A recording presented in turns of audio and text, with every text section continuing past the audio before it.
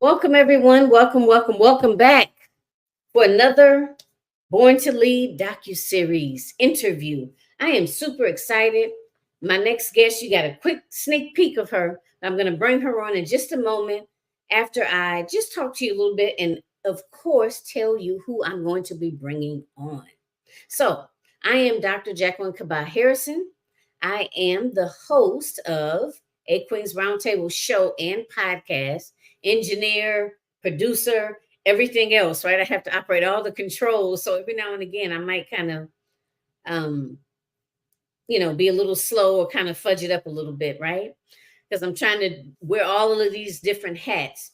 But I am so glad that you are back for another episode of the Born to Lead docuseries. So let me just kind of give you a bit of a backdrop on that. Well, actually, before I get into that, the A Queens Roundtable show airs every Sunday at 3 p.m. Eastern Standard Time. I typically bring on different guests and they share their own, personal story. They share encouragement, inspiration, and as always, either personal, professional, or leadership development tips and tools to help you scale your business. The Born to Lead docuseries actually stemmed from the Born to Lead Awakening the Leader Within anthology project, which was actually launched in September of 2022. And it was wonderful.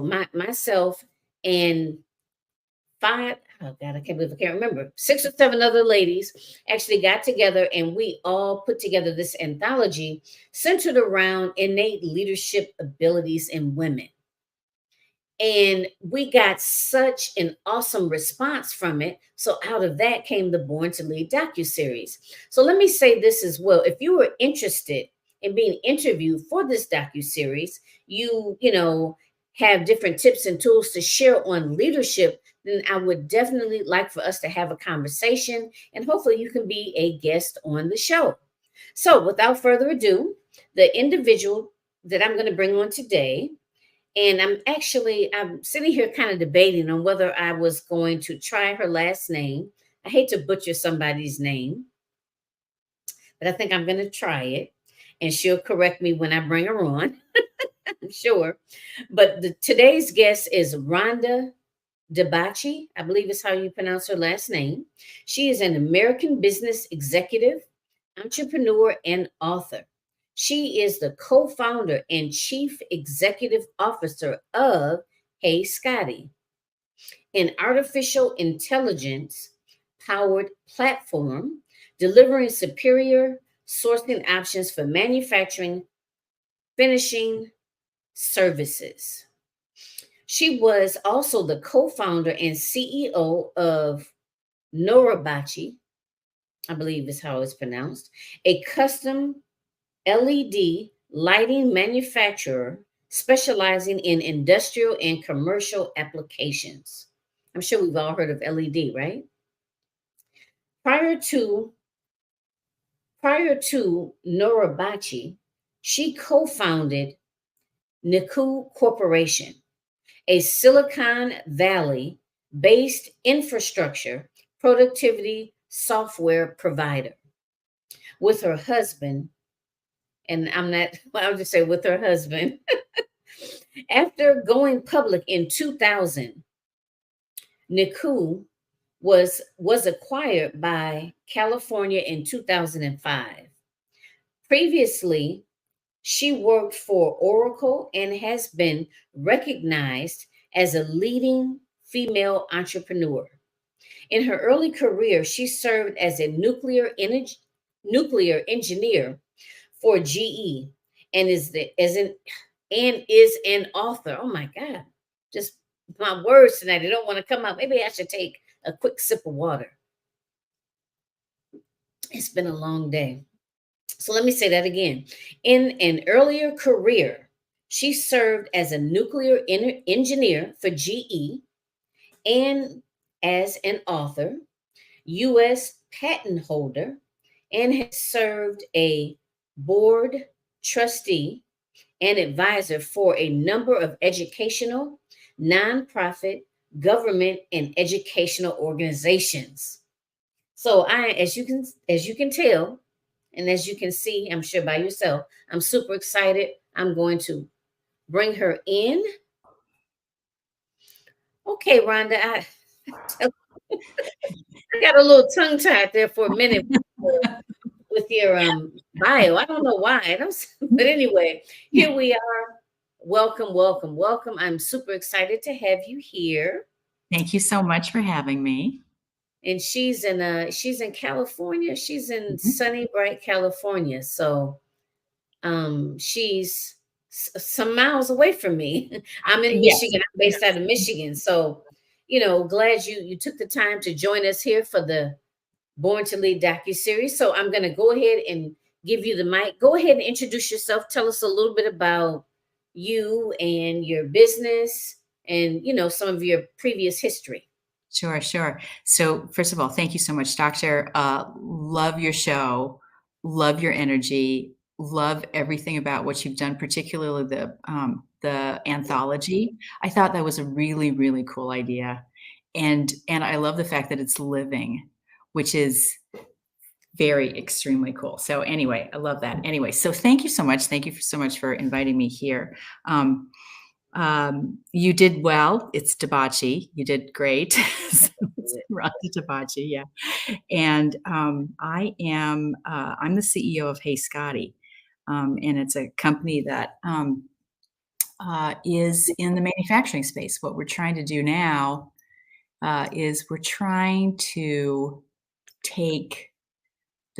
it's a manufacturing marketplace. So what it is, it's if somebody wants to get metal finishing done, like if you want to get some anodizing or powder coating or any kind of plating done, we'll come to HeyScottie, and I, with my AI pricing engine, will be able to give you an instant price. You will be able to use that price and talk to me about exactly what you want. You can place the order online if you wish, and you will get plated.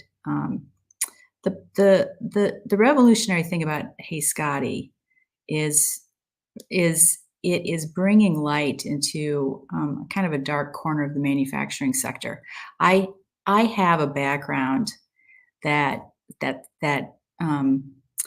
have a background in both tech as well as software.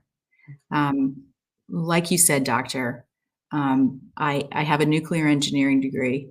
And as soon as I went into the workforce, I loved it, but the problem was people weren't building nuclear power plants anymore. So I changed to software. I was doing some software in the nuclear power plant, but I changed to software, and I did software and I did manufacturing in my life, in my past lives, and what I've found is that manufacturing is really hard. And tech is kind of easy. And there's all kinds of reasons for that. And I'd love to go into detail about that. But manufacturing is so incredibly important to the United States, to any country that, that wants a growing economy. A stable and growing economy can only be achieved, only be enjoyed if you maintain the means of production of your critical things that you need, right? So our infrastructure, cars, PCs, all those kinds of things. It's very, very good to be in manufacturing and doing these things and making these things. But the problem is it's very hard to make money. It's hard to make money in manufacturing.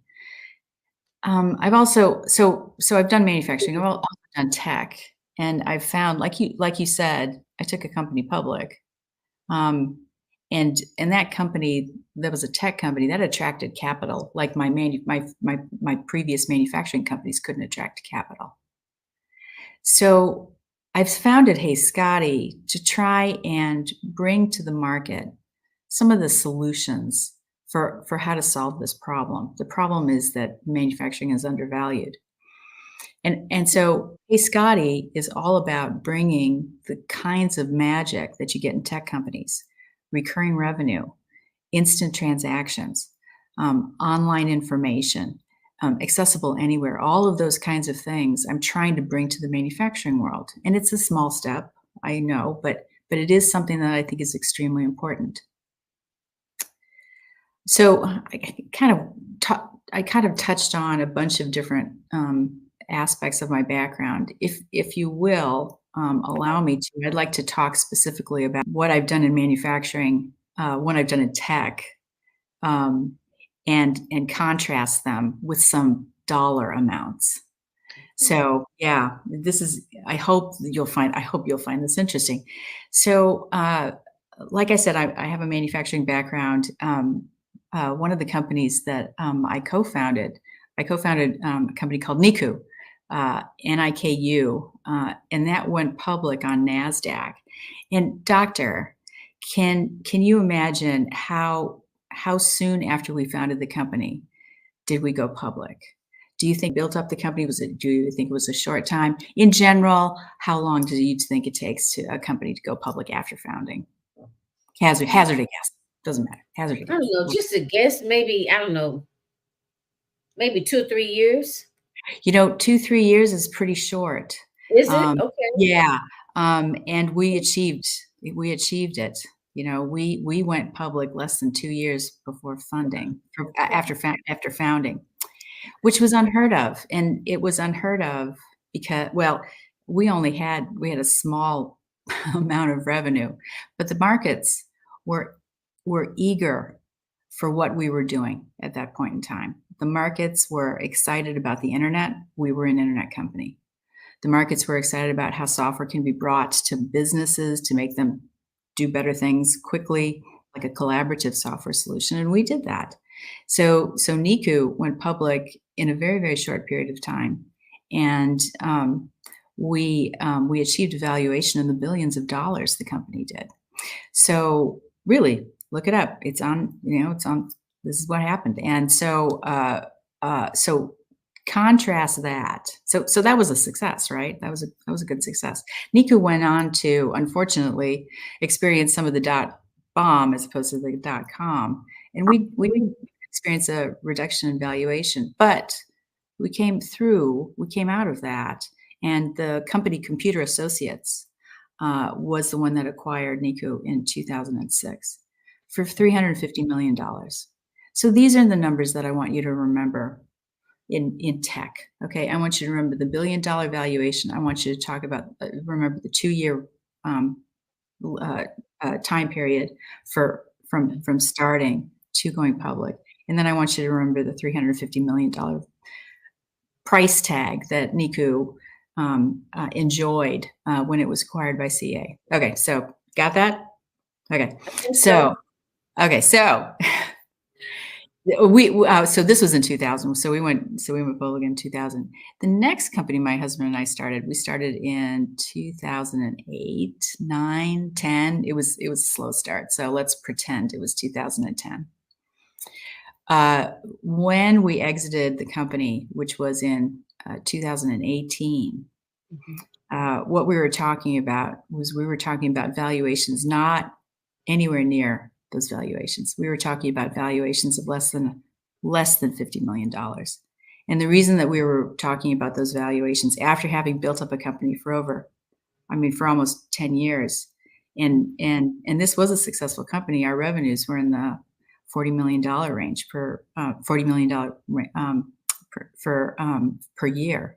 So it was a fairly good sized company. It wasn't huge, but after 10 years, it's like, okay, that's not so bad. But even with that kind of steady growth, even with that kind of good product history, And people loved our products. They were, like you said, LEDs, and we did, really large LEDs. We would light up parking garages and parking lots and those kinds of things.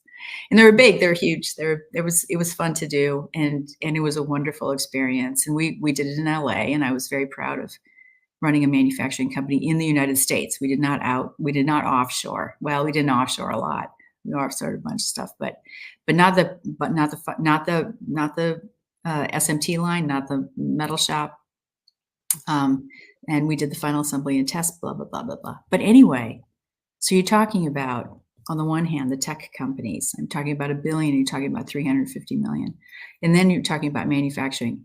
And I can tell you, I worked so hard in that Noribachi company. I worked 10 times how hard I worked at Niku. I mean, it was really hard.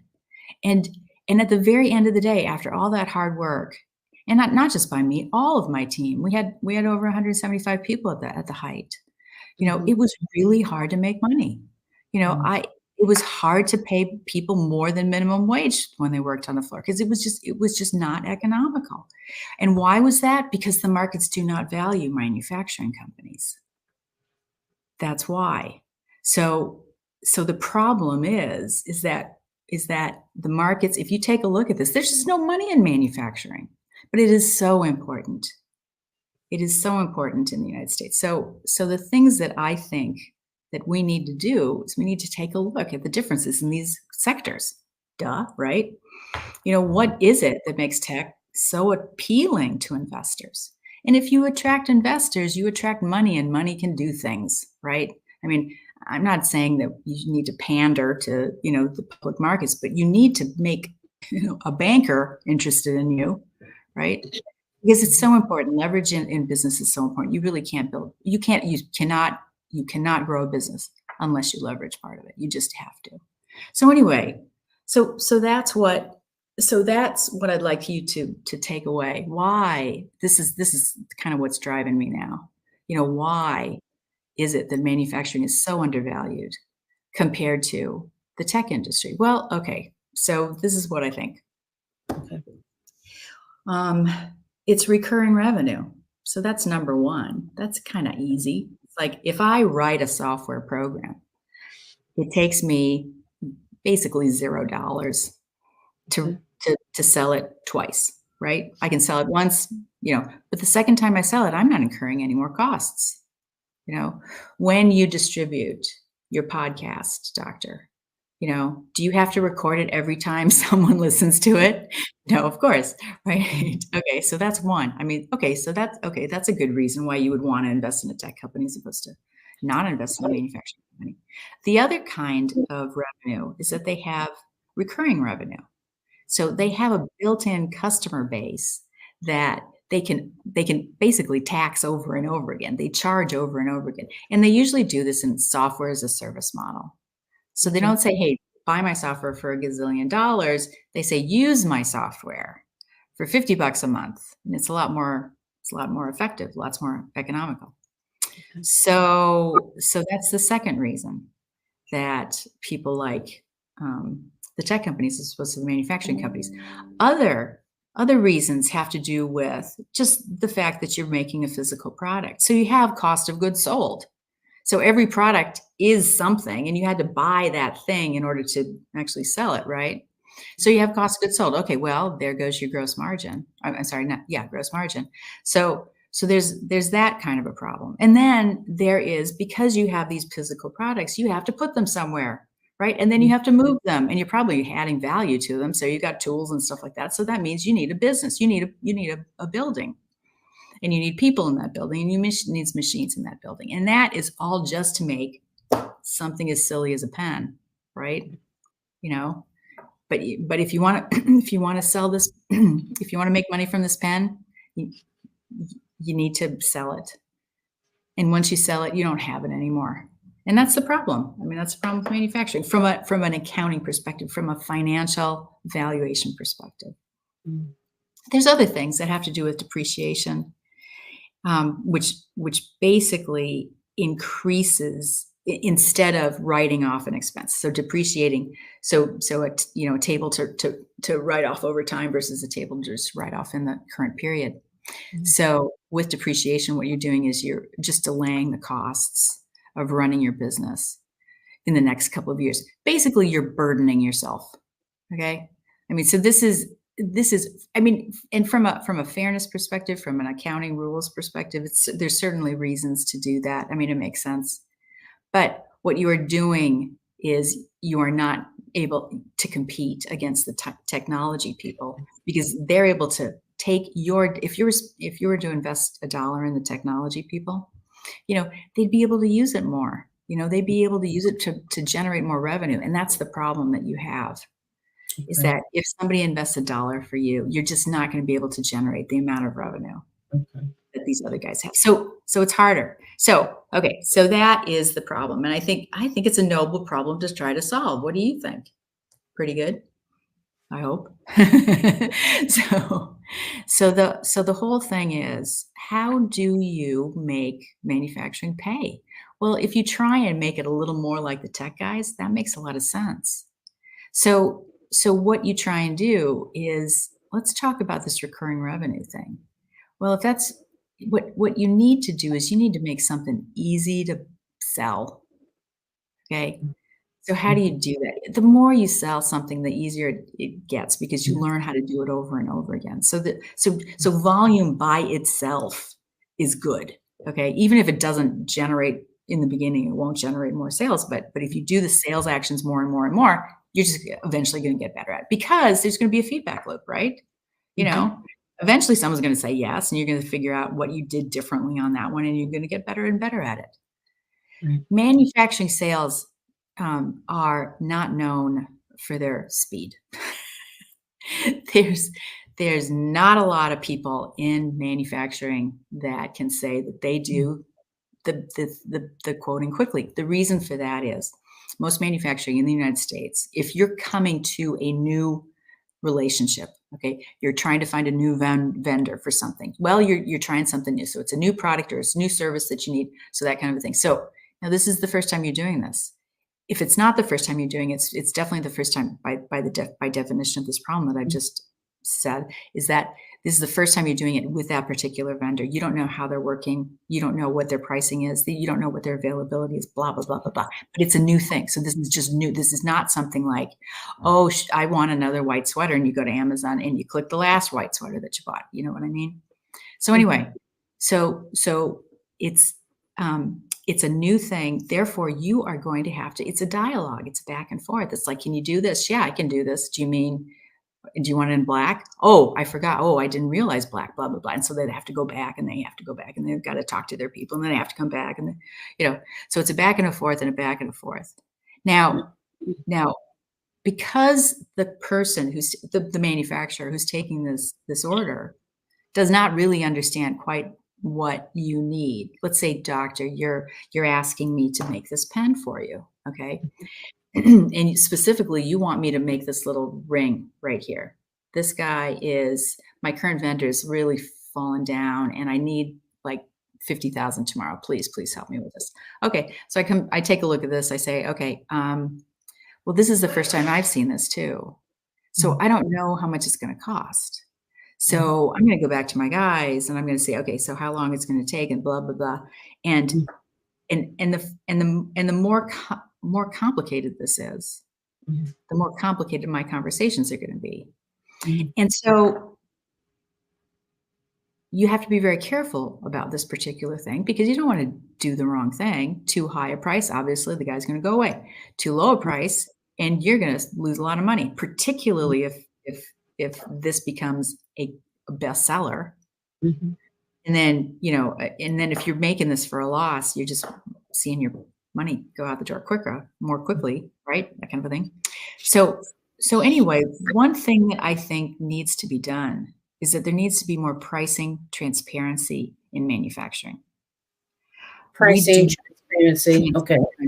In manufacturing, yeah. So when you go to Amazon, when you do a standard B2C transaction, what you see is this is going to cost you this much. This helps you immensely, right? If you didn't have that, it would be a very long, drawn out conversation. And that is what a typical manufacturing buy-sell conversation is. And even if both parties at the very end agree to it many, many times. And this, I speak from personal experience, many, many times after that's all agreed to, said and done, everyone's, signed on the dotted line. You get the part in-house, something goes wrong, you're like, oops, we didn't think about this. And then you have to go back, you have to renegotiate. That's bad form. So anyway, what the problem that I'm trying to solve is I'm trying to allow people in manufacturing to more transparently bring pricing to the internet. Most manufacturers do not have price lists. And if you're doing manufacturing services, almost none of them have price lists. So you have no idea what this costs. So unless you're kind of in the in crowd, you're out of luck. And the conversations that you have to have in order to really understand if you're doing the right thing from a purchasing decision, it just takes such a long time. And it takes knowledge that you don't have because you've never done this before. Right. So what I'm doing with HeyScottie that helps this price transparency is I am using the lingua franca, if you will, of manufacturing, which is the CAD file. So CAD is short for computer-aided design. And what it is it's a three-dimensional rendering of a part. And you can, spin it around and you can turn it different colors and you can add things to it. And that's how parts are built in the United States today. They're built using these very complicated, very, very powerful design tools that are called CAD. They're called CAD files, CAD. So I say, okay, everyone uses these already. Everyone already uses these to communicate. Okay. So obviously you can, I'm not going to, if you and I were going into a business conversation, I would not want the pen that you want me to build. You might not have it, of course. I would need the drawings. Okay. And the drawings are these CAD drawings. Everyone already talks about this. I want the CAD drawings to be the basis of pricing in the United States. I want someone to be able to plap onto the web. Hey, I've got this CAD drawing. Give me a price. Now, there's nothing automatic online. There's a couple. There's a few companies that are doing this right now, and they are large marketplaces. HeyScottie is also a marketplace. They are large marketplaces that do not do the manufacturing themselves, but instead farm out the work to, actually, most of them farm out the work to others. Some of them have captive shops. These companies are leading the way where I think this is going to go. I think not only will those companies have the ability to instantaneously price products based upon their CAD drawings, but everybody else, all the guys that are working for these guys, and all of the guys that are doing all the processes that these guys haven't figured out yet.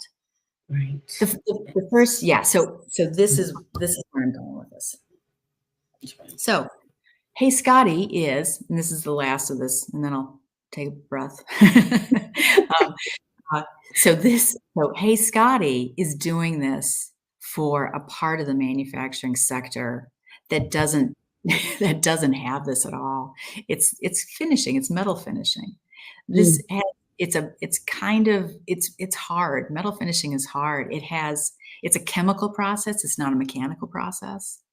You do things in baths. There's a lot of, wastewater. There's huge regulatory implications for running a plating business. They have to be on their toes with both federal and state, as well as local licensing boards. I mean, it's a hard job. It is, however, important.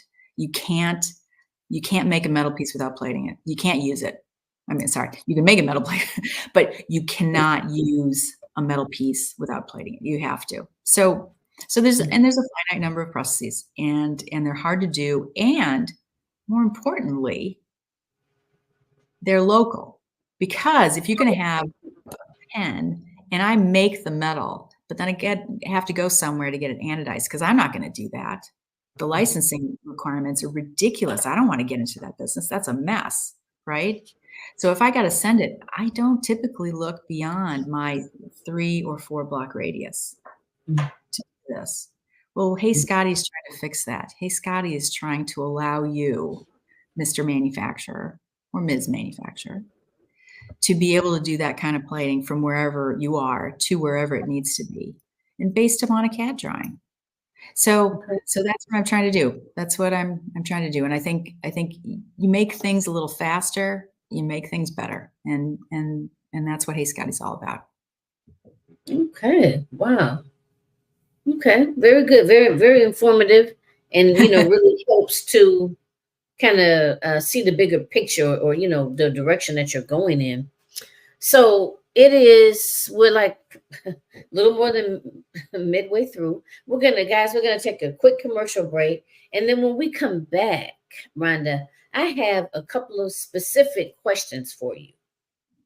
All right. Great. So everyone, just give us just a second. We're going to take a quick commercial break, and we will be right back after this break. Realizing Your Potential LLC presents Born to Lead, Awakening the Leader Within. This anthology brings together women that have overcome hardships in their lives and have managed not only to survive, but thrive. Their stories focus on resiliency, adaptability, and strength, acknowledging the innate strength and leadership qualities in African American women.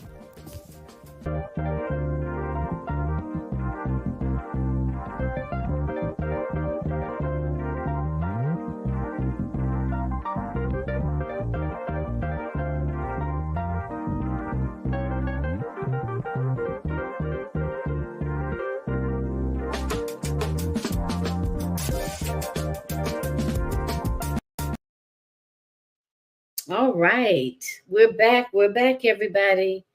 All right, Rhonda. So this is my first question for you. As a woman CEO and serial entrepreneur, can you share how you feel the rise of AI has impacted leadership opportunities for women?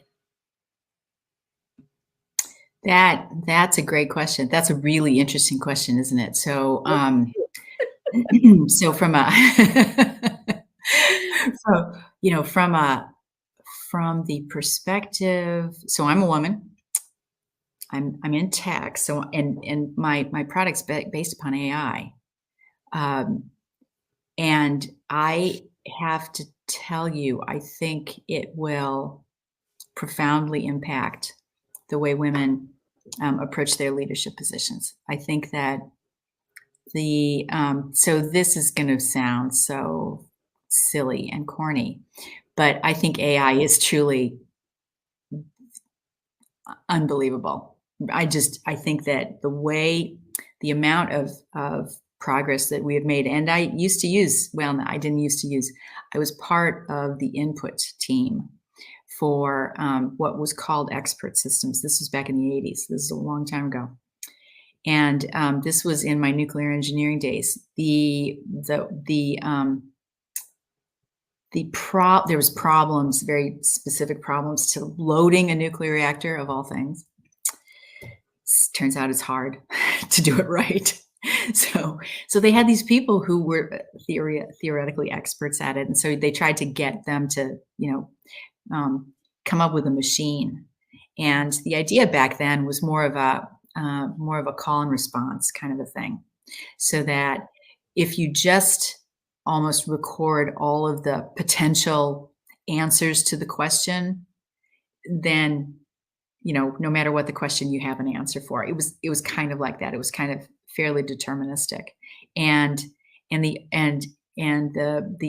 AI part of it was all about how to identify which particular answer this particular question would invoke. So that was interesting back then. There was a lot of hype also back then in the 80s. The hype now is real, I think. I think it's transformative, accepting only the internet, which was a necessary but not sufficient condition to create AI as we see it now, this generative AI stuff. Is really unbelievable. I cannot. Am I sounding like I'm tongue-tied, that I am so excited that I can't actually get an entire sentence out. Okay, yeah, sorry, I'm sorry, but I am excited about this. And the reason I'm excited about this is that it is making me a better person. It is making me a more confident person. It is making me a more effective person. It is making me a more productive person. I have a joyous attitude towards everything that I can do going forward because of AI, because I now have my new best friend who is going to tell me everything. Frankly, that is what this is. That is what this is. It is as good as they say. Ladies and gentlemen, I really am terribly excited about this. And this is just the beginning of this. It's just the beginning. Yeah, yeah. I'm sure you've used AI. I have. Mhm. I've used it just off the top of my head. I've used it for like creating posts, like for Facebook and LinkedIn. Like I may have, my own wording, my content, but maybe I want to be able to kind of say something pretty much the same thing, but just in a different way, or maybe bring it about, different perspective. So I've used it for that. Oh, yeah. And I hope you've thought the results were astonishing. Absolutely. I was like, Mhm. woo. Yes, Uh-huh. Yeah. very, very much so. So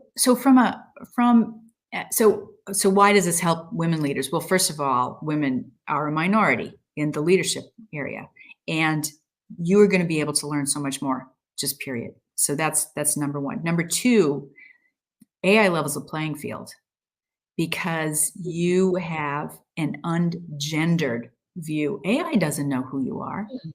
Okay. AI doesn't know who you are. They are, I walk into a room, people say right away, that's a woman. I mean, that just is. I mean, I can't hide it, you know? It is, and so whatever biases those guys have, conscious or unconscious, they are triggered immediately, and there's nothing I can do about it. There's nothing I can do about it, right? AI doesn't care. So this is so first of all, the internet searches are biased because how do they, I mean, they know who you are. They know who I am. They know who I am because of my shopping habits. And so they will give me a wrong answer if it Okay. makes somebody else money. Let me say that again now. You said they know who you are. You said they'll give you, The wrong answer if it okay. makes somebody else money. For example, Hmm. give me a cashmere sweater. Okay.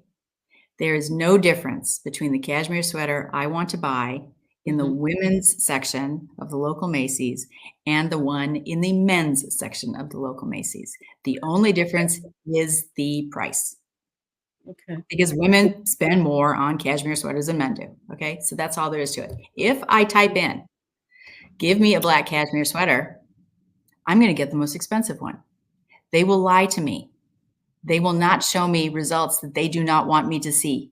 And by they, I mean whoever's site I'm seeing. And if Hmm. I'm not even on a site, I am on Google's site. Hmm. Okay. Yeah, yeah. So Okay. so think about that. Think about AI as your new gender neutral best friend who has your your best interests at heart. Now, let me get a little geeky. Let me get a little techie.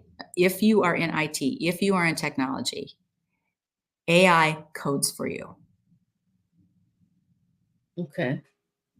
So things that you previously had to hire somebody to do, you can now Mhm. do that yourself. So for certain Okay. women, Like oh yeah, what? Like give me an example because it's not registering in my brain just yet. Like let's what? As far see. as a business owner. I would like to get an automatic email every time somebody goes to my website. Okay. Okay. I would Right. like an email and a entry on my to-do list every time somebody clicks on this link in my website. Okay. Every time somebody downloads a case study, I want this email, I want a to-do list, and I want to give an action to my sales guy in my CRM. Okay. Those are examples. Can you understand that now? So that means that all I have to do is I have to tell AI, excuse me, that that's what I want. Hmm. Exactly. Okay. Okay. There's probably stuff that you'd like to do on your podcast that your guy does. I don't know. It's usually a guy that your guy does. Is that correct? I mean, you say you wear all the hats. I'm not sure if you wear the IT hats. Do you do your own hosting? I do. Oh, okay. Okay. All right. So check it out. Okay, so the other thing that it can do is Mhm. it can tell you how to use the software, whatever software it is that you're Okay. already using better because it has all the user manuals in it. Okay. Now that would, you know what? That was something that I'm gonna use it for as soon as we finish. Yes. Yes. Okay, so Yes. this is all kind of new for me. I'm just really kind of getting into this, and I know there's some entrepreneurs out there that have kind of way more advanced, and some that may be like, Sure. what? Wait a Oh, minute, hang on, wait a minute, I gotta So for the AI piece, like when I'm thinking of it strictly in a sense of I wanted to help me word something, right? So mhm. it's but so much more. Yes, absolutely. So Yeah. so let's just say as an entrepreneur, if you well, I know you can definitely use it to, write your emails, like do your follow-up emails, to email your list. Mhm. But now how would you okay, let's just say how would you get it to let's say posting, right? Okay. Like maybe Yeah. if I didn't want to I don't want to manually post. I don't know. I guess I want you to give an example of, or another example of how someone as an entrepreneur can take it and utilize it to kind of free themselves up and for more, I guess, accuracy in what the results that they're trying to achieve. Fabulous, fabulous example, fabulous question. Okay, yeah, I wanna post, and I wanna post consistently, Okay. and I want it to be good, okay, and I don't want it to be as much of a drag as it is right now. Okay. I mean, because when I post, I am posting and I am, like, making points, and I'm really I mean, I'm on it, and it's really good, and I think it's a really good post, and I'm very excited about it. But then there are other times when I'm just not feeling it, you know? And it's like and I'll read an interesting article, and I'm like, "Oh, I should probably post this," kind of a thing, but it's not I mean, so I need some help, right? Okay. Also, consistency is a very big deal, obviously, from a posting perspective. Okay, so all you do is you go to do you use ChatGPT? Yes. Okay, good. Okay. I have So that. go into ChatGPT and say, "Hi, ChatGPT," and I always use please and thank you. I don't know. Am I the only one?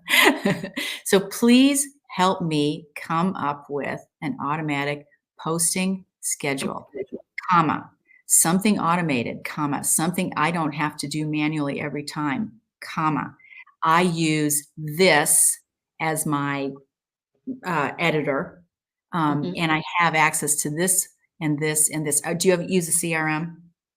No, I don't even know what's Okay, I've so been seeing you these commercials, but I don't even know what the CRM is. okay, great. So how do you keep track of your posts right now? Do you have them like in a Word document? Do you have them Actually, around you in know your what? I just have them like I have like little passages saved that I go and I just like copy and paste it. Oh, okay, okay. So then this is the continuation of what you say to Chat Okay. GPT. I usually have a lot of little things that I posted or Mhm. whatever you said. Please, can you tell me how to do this? Click, and that is all you need to do, and that starts a conversation. Mm. And and then ChatGPT will say something very vague in the beginning.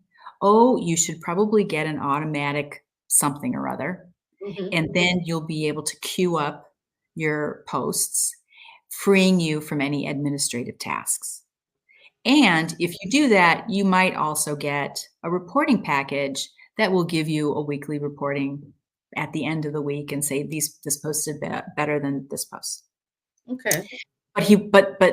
Sorry, ChatGPT will not say, this is the kind of thing that you should buy, or this is the kind of thing that you should license, or this is the kind of thing, this is the kind of feature that you should use in Google or whatever. I mean, you're using an email application, right? So there's other applications that you're using. Right. Tell ChatGPT what those are, and ChatGPT will tell you how they can be used to do this thing. Okay. If you So they'll then tell me. Okay. yeah, and there's other AI platforms that are specific to business intelligence. Okay. Yeah, the one that I use is Agent GPT. That's the one. Agent GPT. Agent GPT, yeah. Okay. It's got a very scary interface, but it is powerful. Hmm. And it does project creation very, very well. So Okay. kind of thing that you're asking about, this automated posting. I think I'm putting words into your mouth. I'm sorry. Let's just use this as an example. Let's say you want to do an automated posting engine, okay? This Agent GPT and others like it. There's others that can do this. We'll start out with, okay, first you need to do this and this and this and this. They'll give you the actual steps to and they will try and execute those. So for example, if the first one is search Google for X, they will actually search Google for X. So they actually are starting to do work. Yeah. So anyway, I think you get the idea. If you have a business problem, it is nothing more. There's nothing easier than to just type the business problem into ChatGPT. That's what I'm saying. I didn't realize it was so extensive. It's so weird because you gotta get comfortable asking it anything. I mean, really. So you know what that reminds me of? Like, what is this, Siri? When people are like, hey, Siri, what's the weather going to be like Wednesday, February the 28th at 4 p.m. in Michigan? Right. Yeah. I know. I'm going to experiment with this one when later on this evening. And the more it is, like I said, it is a non-gendered partner. It's your best friend. Ask it what to make for dinner. I mean, seriously. I mean, really, it will make your life enjoyable in ways you've never. That's one of the question is, how has it impacted leadership opportunities for women? Now we don't have to, I don't have to spend the time doing meal planning. Get AI to cook for me. Therefore, I can take advantage of some of those other opportunities. I'm going to use that. Wow. So you know what? This always happens whenever, me and my guests, we kind of get going and it kind of takes on a life of its own. And I had a couple other questions I wanted to ask, but I want to make sure that we stay on track. And let me just look and see which one, because we have time for one more. Okay.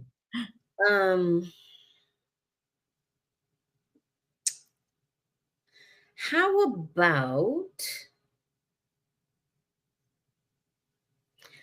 I'll ask this one. As a serial entrepreneur who has launched and sold companies and mentored startups, is there any advice that you would share with tomorrow's leaders and entrepreneurs?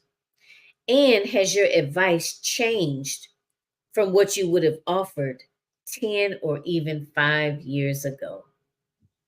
I know you touched on some of it. I'll try and be brief. Well, I would say we got about maybe like 5 minutes. Okay. All right. So the advice that I give to entrepreneurs is that you have to be good at two things to be a successful entrepreneur. One is whatever the thing is that you're doing. So if you're launching a new law firm, you need to be good at law.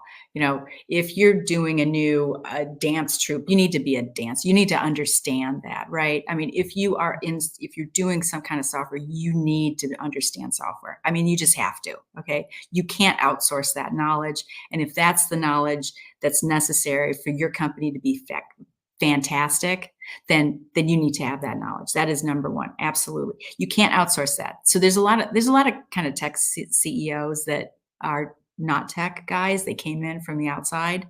I think that, there are successes there, but I think it's rare. I think it's rare. I think, if you want to try starting a startup with your hand tied behind your back, you can try that. Okay. But I mean, and there's really no excuse not to. I mean, if, it's like, come on, if you really are passionate about this, get the log degree. I don't know, get the coding experience, that kind of a thing. You can do it. It's not, I mean, other people have, obviously. So you have to be good at that. That's number one. The second one is sales. That's the other thing you can't outsource. No, I mean, you can try, just be the tech guy in the back and it's like, okay, yeah, no, I'll only do coding. You're not going to be a successful entrepreneur. You'll be a successful product guy. Sure. That's good. You'll be known for something different, which is fine, but you have to be good at sales and you can't shirk it.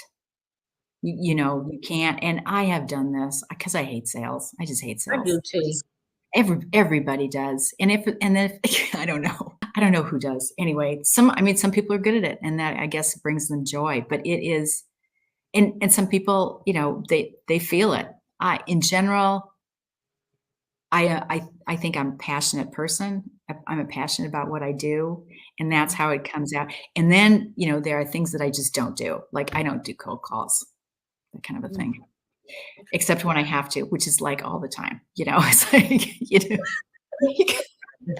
unfortunately you have to do it. I mean, you just have to do it. Okay. I mean, it's not going to get done by itself. And this is hard, and so no, you've got to do those things. Be quiet, sit down, make the phone call. What are you talking about? I mean, it's just, you have to do it. You have to put yourself out there. So anyway, so that's the advice that I would give people. And that's the advice. So if you're not good at either one of those things, try something different or level up. It's up to you. Yeah, level up. Well, I'm gonna level up. I'm choosing the second option. I'm gonna level up because sales is an area that I struggle in. So I need a little work in that area. And I was just gonna say, can AI help me with that? Yes. They can give me tools and techniques, right? Okay. Yeah. The next time you're like, hey, Chat GPT, please help me. I have to call this guy and I don't want to. Hit send. It will help. It will definitely help. Yeah. I'm gonna try it. So we're at the end of our interview. So I want to give you an opportunity, Rhonda, in about a minute or less, if you could please let them know how they can get in touch with you. If they want to reach out to you and, maybe collaborate in some form or fashion, how can they do that? Certainly. Please visit HeyScottie on the web. It's HeyScottie.com. That's HeyScottie. Or you can find me on LinkedIn. I'm the only Rhonda Dibachi there. So. Oh, that's pretty easy. Right. And It was easy to find you on LinkedIn. Okay, great. So this has been a pleasure. And Rhonda, I know at some point we'll connect again to collaborate, hopefully on some other projects. But thank you so much for being a part of the Born to Lead docu-series. It's been fun. It's been fun and informative. And thanks again. I'm so happy. Thank you so much for having me. All right. Take care, Rhonda. I'll talk to you again soon. Okay, thanks. Okay, bye. Wow. Wasn't that awesome? That was so informative. I am really going to try some of those things that she actually suggested as far as the AI. So again, this concludes this particular interview for the Born to Lead docu-series. Please check out the other Born to Lead docu-series interviews. They are all awesome. It is entrepreneurs from all walks of life sharing all different types of tips, tools to help you level up in terms of your leadership skills, personal, professional development, right? That's what it's all about. We want to level up. We want to be a better version of ourselves tomorrow than we are today, all leading us down to achieve truly what we desire as well as deserve. I am your host, Dr. Jacqueline Kabah Harrison. Make sure you subscribe to the A Queens Roundtable channel. That way you will get alerts when we are going live. Until next time, take care